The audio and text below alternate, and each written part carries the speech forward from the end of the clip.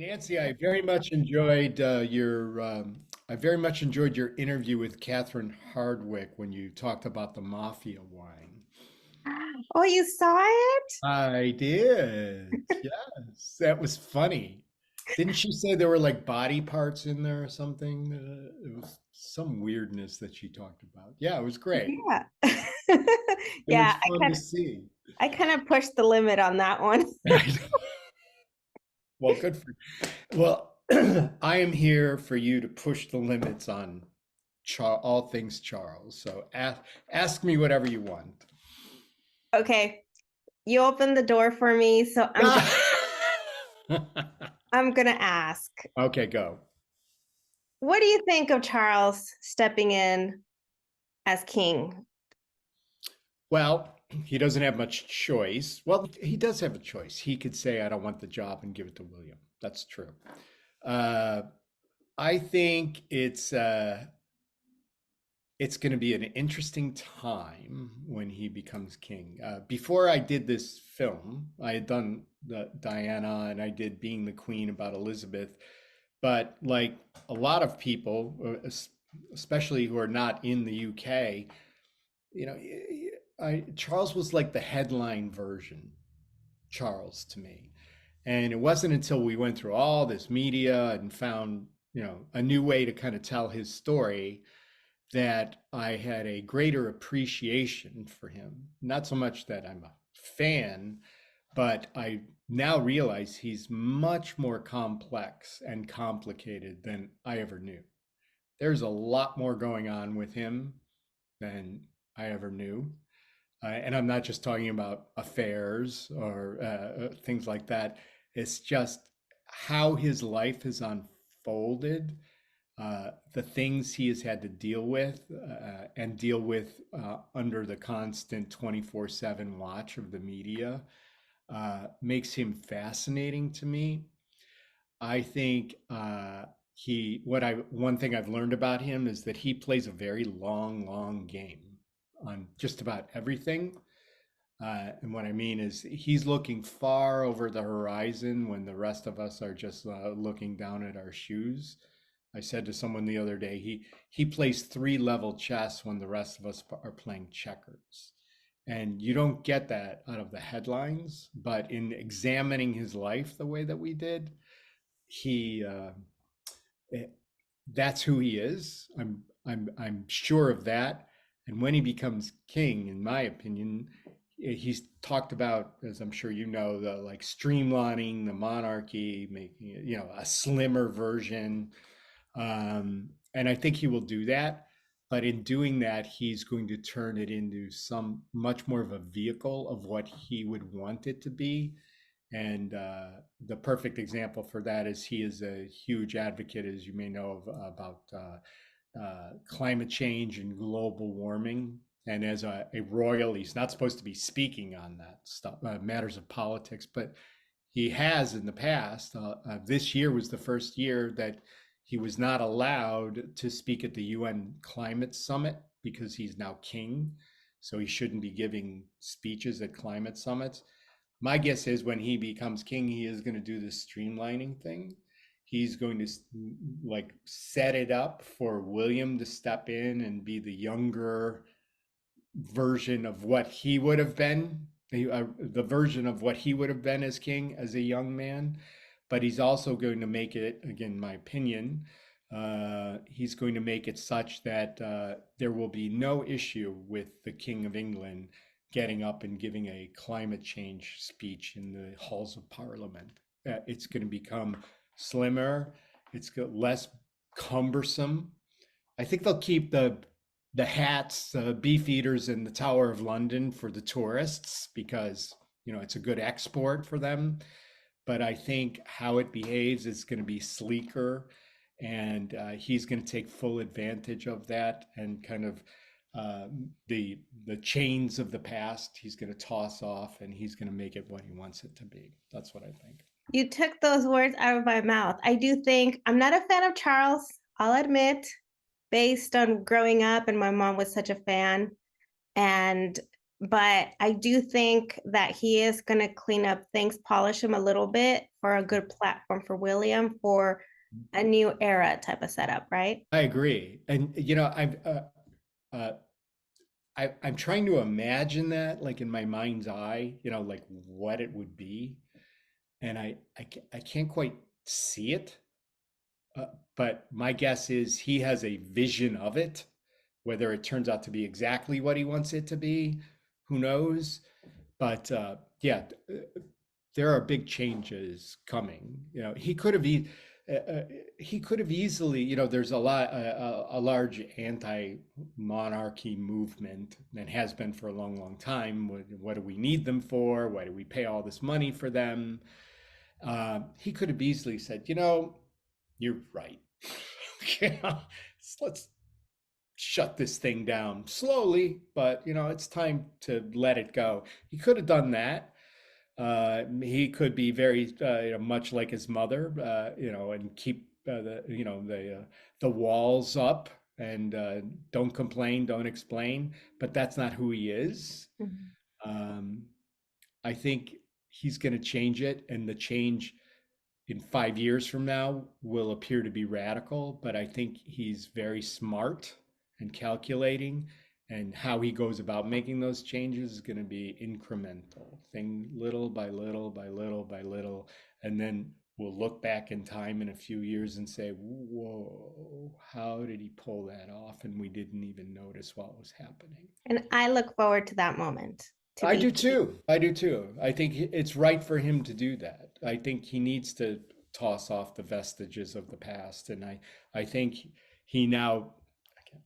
I don't talk to the guy, but in studying him for our film, I think he sees his role as the hinge between the old, his mom, and the really new, his son William. Mhm. He's the one to make that happen. I enjoyed the documentary. I actually got to see the another side of him. That's where I was like, okay, we definitely need to give him a chance. Exactly. We do. I'm not like approach. It wasn't made in a pro Charles way. It was made like, hey, we're going to show you a bunch of other stuff that maybe you're not familiar with or have forgotten. We really mined a lot of obscure archives to find that material. And I agree with you as, like, hmm, there's a little more there than I realized. And which to me is cool as a filmmaker, is that you're able to like show a person that people think they know and maybe give them a little more insight. They don't have to like them after learning all of this new stuff. They don't have to like Charles. They can still associate with him with Diana and end of story and how he treated her. But it's at least an opportunity. He's going to become one of the most powerful people in the world, in name anyway. And maybe we should all know a little bit more about exactly who this guy is. I agree. I think a lot of us have focused so much on the personal Yes. aspect of his life, like myself, and not giving credit You. to his beliefs and ideas. I mean, the fact that he's about, climate change and, you know, um, education, which, hey, a lot of people don't take that time. Right. Like I didn't know, I knew about the Princess Trust, but I didn't know that since 1976 it had given jobs training to more than 1 million young people. I mean, you know, we have trouble getting 4 interns on our staff for the summer, and it's like 1 million people. Even if 10% of them were greatly affected by that in a positive way, that's 100,000 lives that have been improved because of this Princess Trust that he set up. So credit where credit is due. I mean, he's at least putting some of his energies into things that matter to Mhm. to to everyday people. You know, Yes. and I the environmental thing I did not know. Maybe you did because you're more steeped in this. But the whole investiture thing with when he became Prince of Wales at 19. And he he went up there and he was like dealing with riotous crowds and would walk right into them and charm them. I mean, he, you know, that takes some guts to do that. And then he goes to college there for a couple of months to learn the language and the history of the place. And he kind of wins them over. And then he does what was fascinating regarding the environment. Then he does this like grand tour of Wales to get to know the people better. And I love that interview with the old farmer that he did. You know, it's like him talking to the old guy.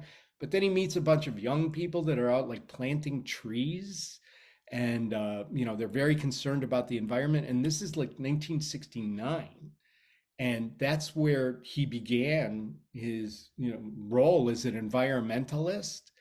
And uh, that was long before a lot of people were talking about climate change and global warming, and he's still talking about it today. It's part, again, part of his long game.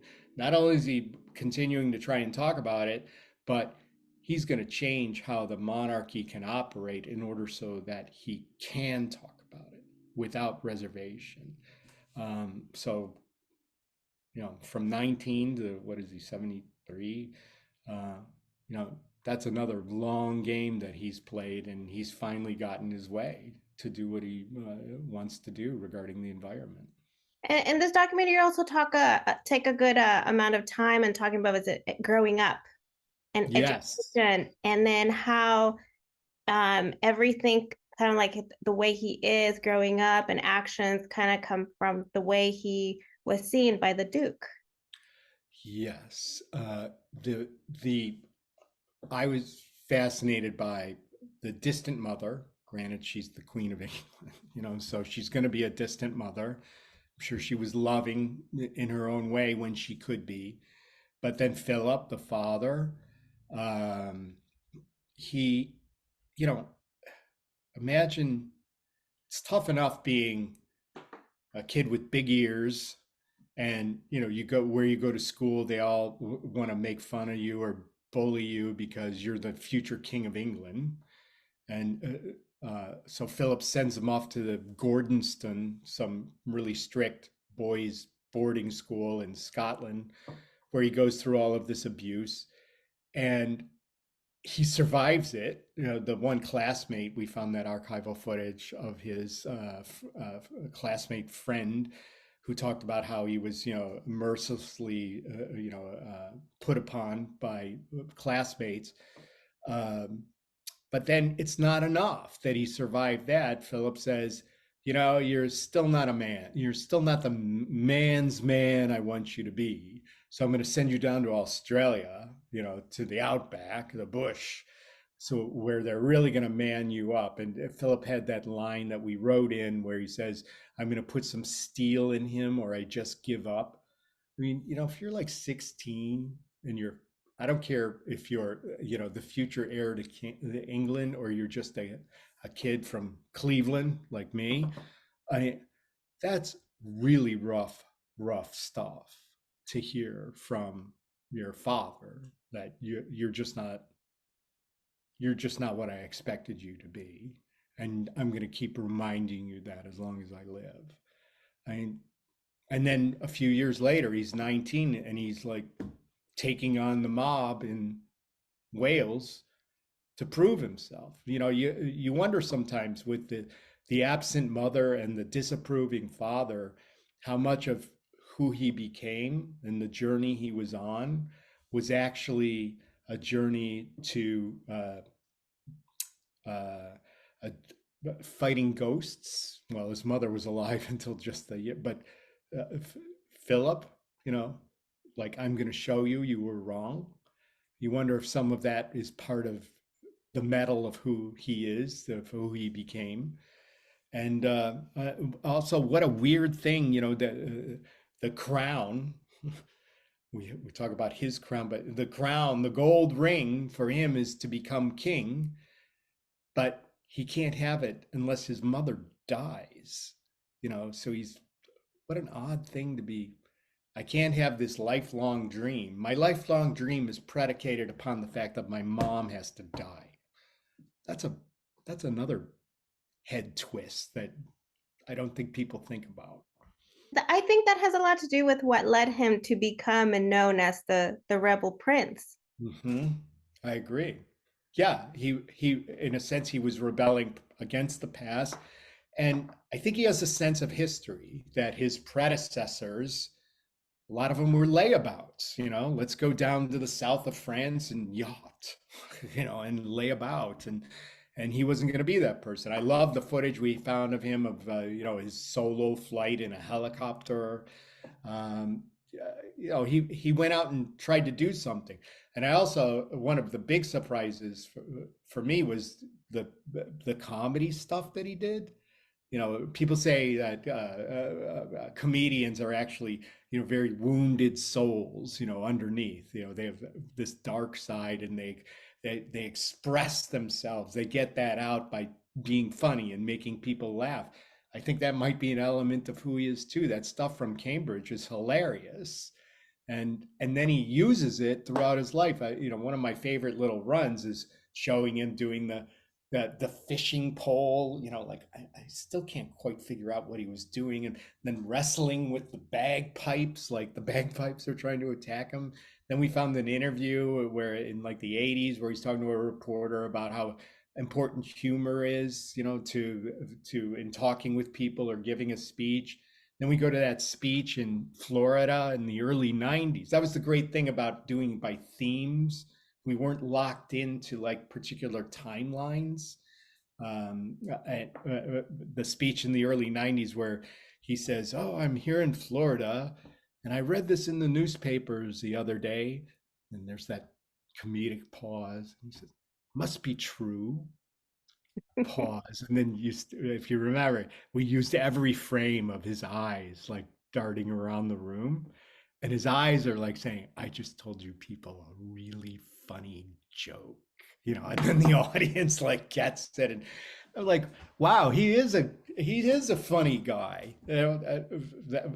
That was a big surprise to me. I'd heard him be charming in speeches. When we did the Diana show, you could tell a line and get a laugh, but I didn't know that. But the biggest surprise to me, I'm surprised I didn't know this, but I didn't know that he and Camilla dated in 1970 when they were both single, Mhm. and that it was only because of this, the virgin queen kind of unwritten rule, because they wound up doing what young people do when they're in love. They had an intimate relationship, and because of that, Camilla could not become queen, even though she would be married to Charles, who was the guy that she had been with. But imagine if that rule had not existed, they would have gotten married probably in the 70s or by 1980 and had children, and we would have never known Diana, and we would have had different versions of William and Harry, and none of this would have happened. Well, a bunch of other stuff would have happened, but it just seems so odd, in our modern time, looking back with our prism on that kind of very antiquated approach to marriage, that the whole world was rocked for 50 years because of that one thing. They couldn't get together because they decided that they were going to be lovers. Very, very weird. The way you displayed it and explained the whole backstory made me realize, like, wow, in a way, they are victims. Yeah, they're victims of that system. Yeah, Yes. absolutely. The firm, they call it. Yeah, they were. Yeah, I mean, that alone. Now, who knows? They could have gotten married and then they had affairs anyway. It's a bunch of what ifs, but they didn't have a chance because, I suppose they could have lied and said, no, we haven't been to bed together, but they must have admitted it, or what people knew. But yeah, they were a victim in 1970 of that system. And, it that rule of that system affected and ruined a lot of lives along the way, just because two young people who happen to go to bed together and who are obviously soulmates, because it's 53 years later and here they are married and now she's going to be queen. um, they couldn't get married. It's just so strange. that the world would have been literally a different place if they had been allowed that luxury of marriage, but it wasn't the case. That's very unfortunate. And one of the amusing things about the documentary was one of your opening scenes where you used that ink that was all over the place, over the world, pretty much. Him throwing a tantrum over Well, pen ink. uh, Why? Why that scene? I'll tell you why. There's a very good reason why. It's because in talking like the first day that in our executive for Nat Geo Disney is in the London office. So he's a Brit, and he's very happy that Americans are doing this because we have like a, we're one step removed from it. But he made it very clear that he didn't want it to be a biography. He didn't want to be like, oh, he's born and then this, because that's existed. And he said, we need to make it very different than anything else that's coming out. And, we use this style of no narrator and no modern day interviews. We just let the footage and images tell the story. And so the first thing I said was, well, then we have to do it like thematically. He goes, well, but we also need it to feel contemporary. Like, there's a reason why we're doing this now. And fortunately, I had a lightning bolt moment, a light bulb moment. And I said, well, you know what? The story starts the day the queen dies. That's like the ticking clock. That's when the story starts. And then between then and as late as we can possibly take it before we deliver the film, we'll pick a handful of modern moments and use those as examples for the theme that we want to get into so that it makes sense. And then we can slide around on the timeline, which you see we did with a graphic.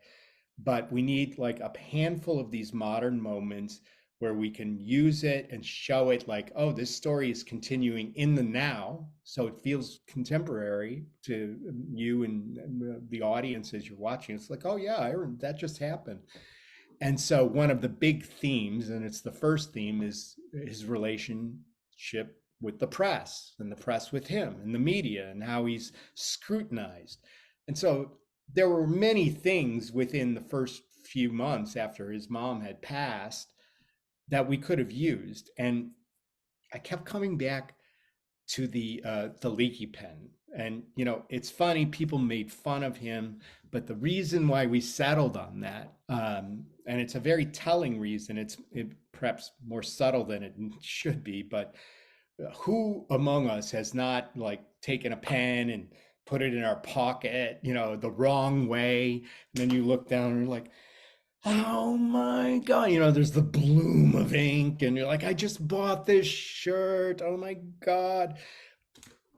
His pen leaked. He got super pissed. His mom had just died, and his pen leaked, and he raged. And it's something that happens to almost everyone. The pen leaks, it gets on you, and you're like not happy about it because it's ink, etc. So it's a fairly mundane thing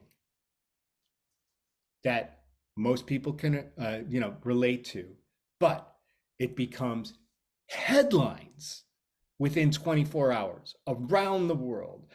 The point being, this guy cannot have a leaky pen without, the tabloids in Britain saying, Charles unfit for the crown because he can't deal with a leaky pen. It was an example in the modern current timeline of something relatively small. It's not like he was launching missiles somewhere. His pen leaked and he got really upset, and he was damned for it. And so for us, it became a way to make him kind of human, to show that even the smallest of things, a leaky pen, will dominate a news cycle for 24 hours because it's Prince Charles. And we use that as an example to show no matter what he does, there are going to be, the eyes of the world are upon him every single second.